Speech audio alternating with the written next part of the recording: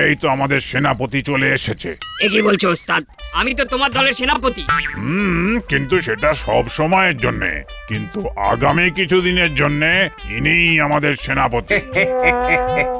তাহলে এবার বলুন। এখন কৃষ্ণচন্দ্রের সেনাবাহিনীর ক্ষমতা অনেক বেড়েছে, তাই যখন তখন আক্রমণ করতে গেলে হিতে বিপরীত হতে পারে। আপনি বলছেন আমরা তিথি নক্ষত্র ধরে আক্রমণ করব? হ্যাঁ, একদমই তাই। এবং একটা দারুণ সুযোগ আছে কদিন পরেই, যেদিন কোনো সেনাই হাতে অস্ত্র তুলবে না। তবে বিশ্বকর্মা পুজোর দিন।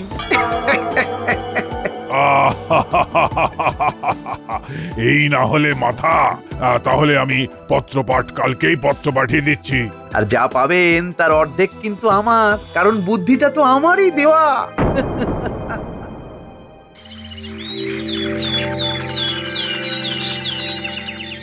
কি আজকে রাজসভায় সবাই হাজির, কিন্তু মন্ত্রী এখনো এলো না। মন্ত্রীমশাইয়ের থেকেও বা কি লাভ মহারাজ? উনি রাজসভায় থাকাও যা, না থাকাও তাই। সামনে তো বিশ্বকর্মা পুজো, তাই আমাদের মন্ত্রী মশাই নিশ্চয়ই বিশ্বের কাজ নিয়ে ব্যস্ত। কাজ না ছাই, ওনার তো দুটোই কাজ, এক অকাজ, দুই কুকাজ। একটু দেরি হয়েছে আর শুরু হয়ে গেছে কুটকচালি। তা মন্ত্রী, তোমার হঠাৎ দেরি হওয়ার কারণ কি? মশা মহারাজ, মশা। গোপালের মতন পেট খোলা কিছু মশা সারা রাত জ্বালিয়েছে, তাই ঘুমোতে দেরি হলো, আর ঘুম থেকে উঠতেও দেরি হলো। ঠিক আছে, এবারে রাজকোষের অবস্থা আগের বারের মতন ভালো নয়, তাই বিশাল জাঁকজমক করে পুজো করা এই বছরে সম্ভব নয়। তাতে কি মহারাজ, পুজোর মধ্যে মনের ভক্তিটাই আসল। বাকি সবকিছু রূপক মাত্র। হ্যাঁ, গোপাল এ কথা ঠিকই বলেছে, কিন্তু প্রত্যেক বছরের ন্যায় এই বছরেও কৃষ্ণনগর রাজবাড়িতে বিশ্বকর্মা পুজো হবে এবং তোমাদের সকলকেই কিছু না কিছু দায়িত্ব নিতে হবে। সে তো মহারাজ আমি দায়িত্ব নেওয়ার জন্য পা বাড়িয়েই রেখেছি। মহারাজের জয় হোক। মহারাজ, আপনার জন্য একটা চিঠি এসেছে। চিঠি? এই সময়? কিসের চিঠি রে বাবা? না, এবার ঠেলা সামলাও।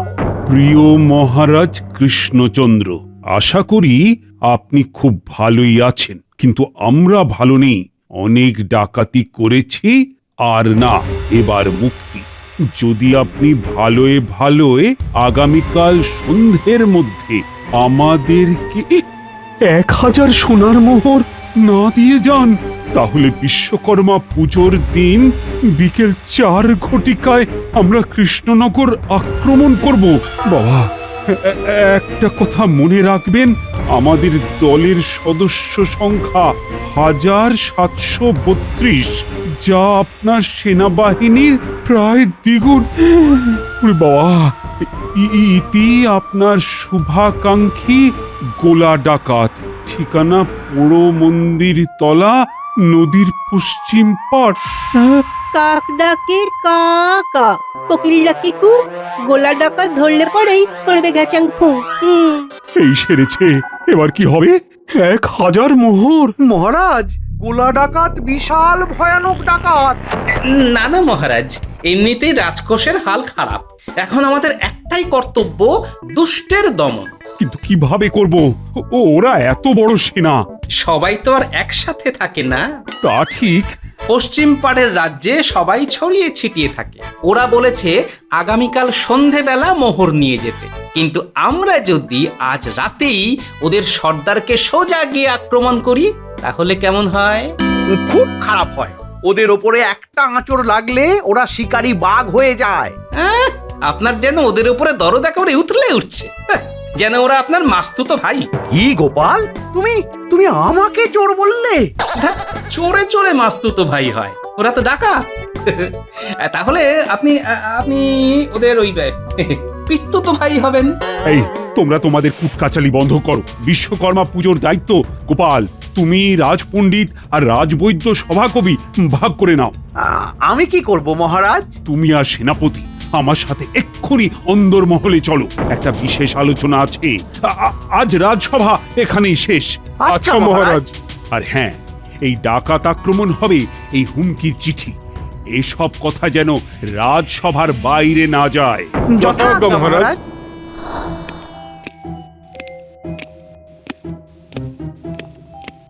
দেখো, গোপাল যে কথাটা বলেছে সেটা কিন্তু একদম ফেলে দেওয়ার মতো নয়। কেন মহারাজ, আপনি এ কথা বলছেন কেন?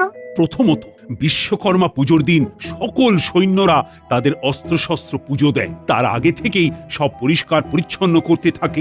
এই কথাটা আপনি একদম ঠিক বলেছেন। তাই ওই সুযোগ বুঝেই গোলা ডাকাত আমাদের রাজ্যে আক্রমণের জন্য পুজোর দিনটাই ভেবেছে। হ্যাঁ, আমাদের কৃষ্ণনগরের সেনাদের তো আর খালি হাতে যুদ্ধ করা সম্ভব নয়। ঠিক সেই জন্য সেনাপতি আর মন্ত্রী, তোমরা দুজন আজ সন্ধেবেলা আমাদের কৃষ্ণনগরের বেশ কিছু দক্ষ সেনা নিয়ে যাবে ওই গোলা ডাকাতের ডেরায় আর সোজা আক্রমণ করবে। যথাজ্ঞা মহারাজ। যাও, এখন প্রস্তুত হয়ে নাও। কিন্তু এটা কি ঠিক হবে? ব্যাপারটা নীতি বিরোধী কাজ হয়ে যাবে না? তুমি আমাকে আর নীতি শিখিও না মন্ত্রী, তোমাকে যেটা করতে বলেছি তুমি শুধু সেটাই করবে। আজ সন্ধেবেলা তুমি আমাদের সেনাপতির সাথে চলে যাবে।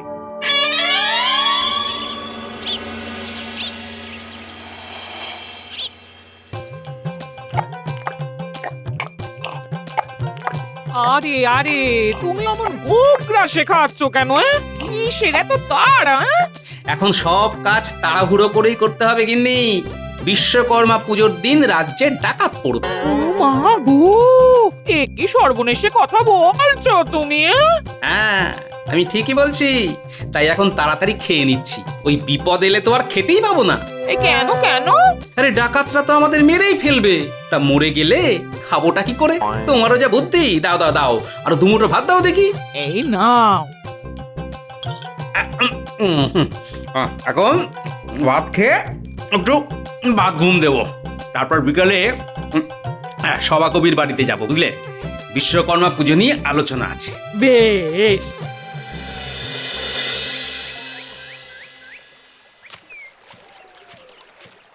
এই চল, ওপারে যাব।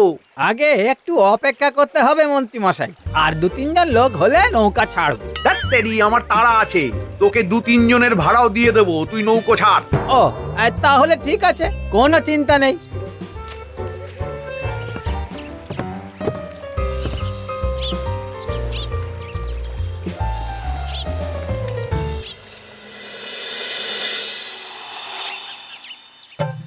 আপনারা কি কেউ কিছু ভাবনা চিন্তা করেছেন?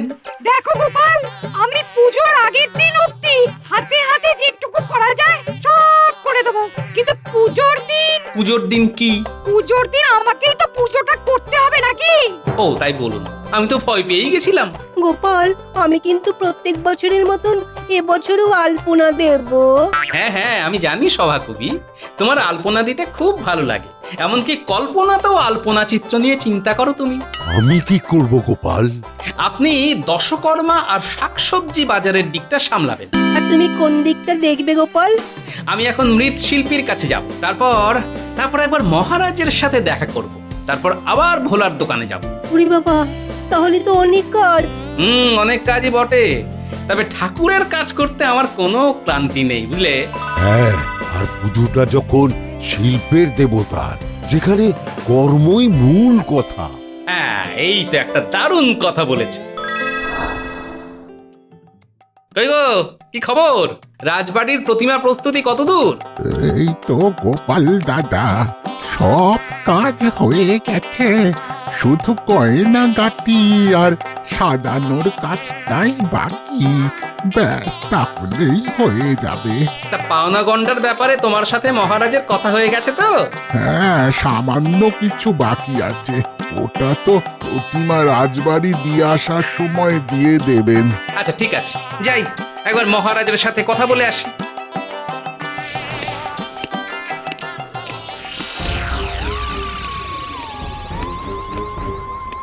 আসতে পারি মহারাজ? ও গোপাল, এসো এসো। বুঝলে, খুব চিন্তা হচ্ছে গোপাল। চিন্তারই তো বিষয় মহারাজ। বিশ্বকর্মা পুজোর দিন রাজবাড়ির পুজো দেখতে অনেক ভিন রাজ্যের লোকজনও আসে। তাই তো আমি আজকেই সেনাপতি আর মন্ত্রীকে বলেছি রাতের বেলা গোলা ডাকাতের ডেরায় সরাসরি আক্রমণ করতে। হ্যাঁ, এটা ভালো বুদ্ধি বের করেছেন মহারাজ। গোলার ডেরায় তো আর সবসময় সব ডাকাত থাকে না। হ্যাঁ, তাই তো এই উপায়টা বাতলেছি। কথায় আছে কান টানলে মাথা আসে, একদম মাথাকেই যদি ধরে নিয়ে আসা যায় তাহলে না থাকবে বাঁশ আর না বাজবে বাঁশি। হ্যাঁ, আজ রাতেই ওরা যাবে, সঙ্গে যাবে কৃষ্ণনগরের দক্ষ সেনারা।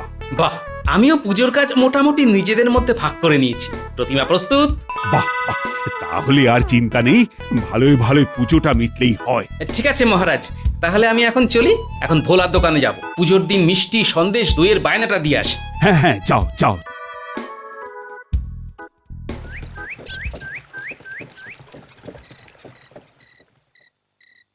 এ কি ভোলা? আর বলো না গোপাল দাদা, এক খদ্দের হঠাৎ করে বললেন ওপারের মতো লাল দই চাই। তাই তুমি নিশ্চয়ই ওপারে গিয়েছিলে লাল দই কিনতে? 5 সের লাল দই। আমার হাতের বানানো দইয়ের থেকেও ভালো দই পাওয়া যায় নাকি ওপারে? হ্যাঁ, এপারে যেমন সরভাজা সরপুরিয়া বিখ্যাত, ঠিক তেমনি ওপারে লাল দই। তা যা বলেছো, মন্ত্রী মশাইও তো ওপারে গিয়েছিলেন, আমার সাথেই তো ফিরলেন। উনিও কি দই কিনতে গিয়েছিলেন? না না না না, হাত তো দেখলাম খালি। ওনাকে জিজ্ঞেস করাতে বললেন কি একটা ওই গুরুত্বপূর্ণ কাজ ছিল। ওপারে তো মন্ত্রী মশাইয়ের রাতের বেলা গুরুত্বপূর্ণ কাজ। কোনো সমস্যা হয়েছে গোপাল দাদা? না না, সমস্যা কেন হবে? আচ্ছা শোনো, রাজবাড়ির বিশ্বকর্মা পুজোয় দই মিষ্টি সন্দেশ অনেক কিছুই তো লাগবে, তাই তুমি একটা খাতা বের করে লিখে নাও। হ্যাঁ বলো। প্রমাণ মাপের রসগোল্লা 500টা। রসগোল্লা 500, তারপর সন্দেশ 7 কেজি। সন্দেশ 7 কেজি। ব্যাস, তাহলে সব বুঝে নিয়েছো? হ্যাঁ গোপাল দাদা, হ্যাঁ। আমি পুজোর দিন সকাল সকাল ওই রাজবাড়ি গিয়ে দই মিষ্টি সন্দেশ সব দিয়ে আসবো। শোনো, ভয় পেলে চলবে না। আমরা যে সময় পৌঁছবো তখন ওরা সবাই ঘুমে আচ্ছন্ন থাকবে। আমাদের তো একটাই লক্ষ্য, ওই গোল্লা ডাকাত। হ্যাঁ, ওই হলো গিয়ে মাথা। মাথাকে পাকড়াও করলে হাত পা কিচ্ছুটি করতে পারবে না। একবার আড়ালে ডেকে জিজ্ঞেস করি তো। সেনাপতি, সেনাপতি। হ্যাঁ, বলো গোপাল। আচ্ছা, তোমাদের কি ওই পারে দুপুরে যেতে হয়েছিল? না না, মহারাজ তো বলেছেন ওদের অতর্কিতে আক্রমণ করব একেবারে মাঝরাতে। হ্যাঁ আচ্ছা, ঠিক আছে, সাবধানে যেও। হ্যাঁ গোপাল, তাই তো এই সেনাদের সব শিখিয়ে পড়িয়ে নিচ্ছি। হ্যাঁ, ভালো করছো। মহারাজ বলেছেন মাঝরাতে যেতে, মন্ত্রীমশাই দুপুরে ওপারে গেছিলেন। সকালে রাজসভায় আমি ডাকাতদের আক্রমণের পরিকল্পনা দিলে মন্ত্রীমশাই বিরুদ্ধে বললেন। তাহলে কি কিছু একটা ঘট আছে বলে মনে হচ্ছে।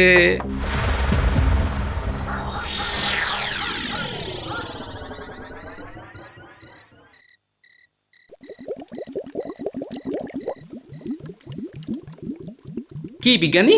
আগে এটা পড়ো, তারপর কথা বলো। কি করছো? এই একটা কাশির গুঁড়ো বানাচ্ছি। মানে কারো নাকে একটু এই গুঁড়ো প্রবেশ করলে কাশতে কাশতে পাগল হয়ে যাবে। রাজ্যের সুরক্ষার জন্য বানানো। হ্যাঁ। আরে বাস, আমি তো এরকম একটা ভাবনা নিয়ে এলাম। শোনো বিজ্ঞানী, যদি কোনোভাবে হিতে বিপরীত হয় তাহলে তোমাকে একটা কাজ করতে হবে। কি কাজ? শোনো।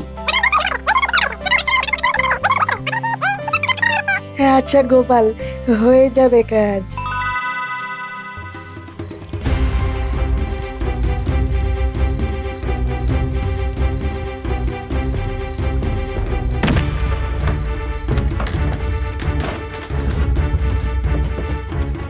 আচ্ছা, আমি যেভাবে তোমাদের বলেছি সেভাবেই এগোবে। আচ্ছা সেনাপতি মশাই।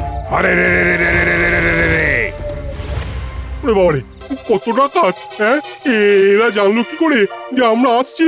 হ্যাঁ, কি সর্বনাশ! কিরে, তুই তো মনে হচ্ছে সেনাপতি।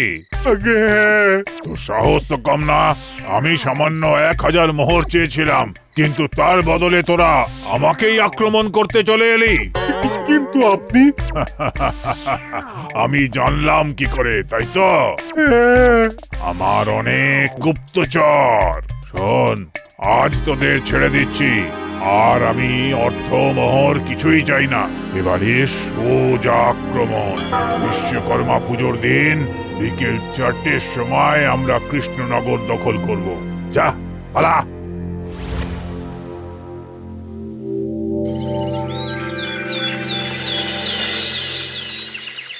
আহম্মক! ডাকাতরা জানলো কি করে যে তোমরা অতর্কিতে আক্রমণ করবে? সেটাই তো বুঝতে পারছি না মহারাজ। এই গোপন ব্যাপারটা তো আমার আপনার আর মন্ত্রীমশাইয়ের মধ্যে হয়েছিল। আর গোপাল জানে খুব জোর হলে রাজসভার সভাসদেরা জানতে পারে। মহারাজ, আমার মনে হয় মাঝিদের জিজ্ঞেস করে নেওয়া দরকার যে সেদিন আপনার সাথে আলোচনা করার পরে রাজসভার কেউ ওপারে গিয়েছিল কিনা। গোপাল, এটা ঠিক বলেছ, কারণ ডাকাতদের খবর পেতে হলে হয় এদিকে আসতে হবে, নতুবা এপারের কাউকে ওপারে যেতে হবে। এসব রাজকীয় ব্যাপারে মাঝিদের আবার জড়ানোর কি দরকার? নইলে কে জড়িয়ে আছে জানা যাবে কি করে মন্ত্রী মশাই? মহারাজ, এসব না করে আপনি বরং বিশ্বকর্মা পুজোর ব্যাপারে একটু আলোচনা করে নিন। যখন যা হবে দেখা যাবে। মন্ত্রী মশাই, আপনার এত গায়ে লাগছে কেন? আপনি কি তাহলে ওপারে গিয়ে খবর দিয়ে এসেছেন? হ্যাঁ, আমি উপরে গিয়ে কি করব? আসতে পারি? আরে ভোলা, বলো।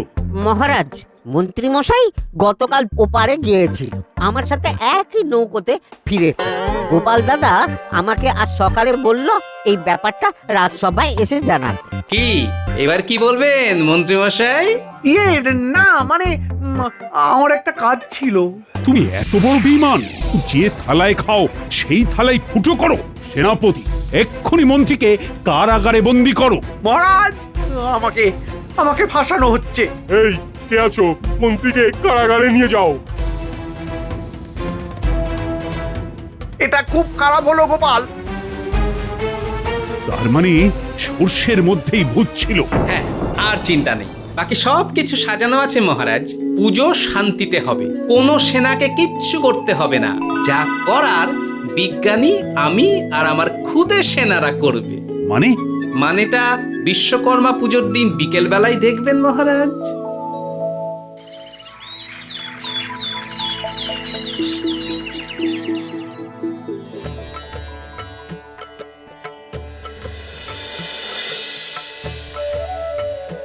ওম বিশ্বকর্মায় নমঃ, ওম বিশ্বকর্মায় নমঃ, ওম বিশ্বকর্মায় নমঃ। হে বিশ্বকর্মা দেব, তুমি আমাদের রক্ষা করো। আজ কি হবে জানি না। মহারাজ, ভক্তি ভরে বিশ্বকর্মা দেবের প্রার্থনা করুন, তার সৃষ্টি ও কর্মের প্রতি সম্মান প্রদর্শন করুন। এই দেবতা হলেন দেবতাদের স্থপতি ও মহাবিশ্বের স্রষ্টা। তার মানে এই বিশ্বকর্মা দেব দেবতাদের প্রাসাদ, অস্ত্র সব বানিয়েছিলেন? একদম তাই। এবং বিশ্বকর্মা দেব দেবতাদের জন্য উড়ন্ত রথ তৈরি করেছেন, এবং এই রথ তৈরির ঘটনাকে স্মরণ করে পুজোর দিন ঘুড়ি ওড়ানোর প্রথা চালু হয়েছে। আজকে আমরা ঘুরে ওড়াবো। হ্যাঁ, কিন্তু কোনো মাঠে না, নদীর পাড়ে ঘুরে ওড়াবো। কি বিজ্ঞানী, তোমার ঘুড়ি প্রস্তুত তো? প্রস্তুত গোপাল। বেশ বেশ, তোমরা তাহলে ভোগের প্রসাদ খেয়ে ঘুড়ি উড়িয়ে সাবধানে বাড়িতে যাও। না, বাড়িতে নয়, সবাই ভোগের প্রসাদ খেয়ে নদী পাড়ে আসুন। আচ্ছা।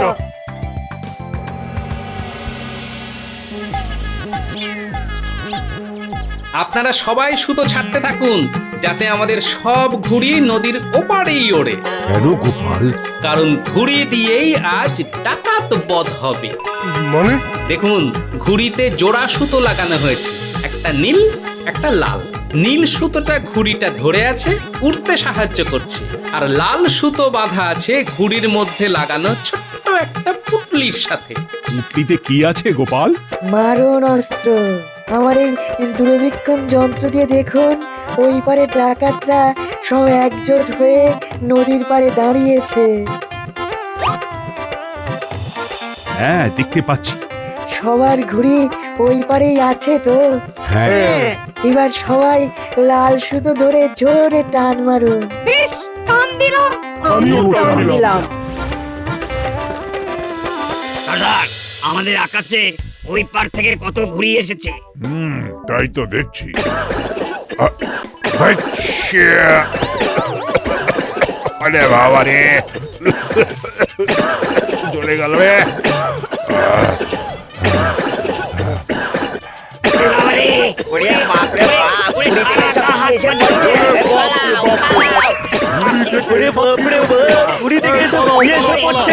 কি ওরা দেখছি ছটপট করছে।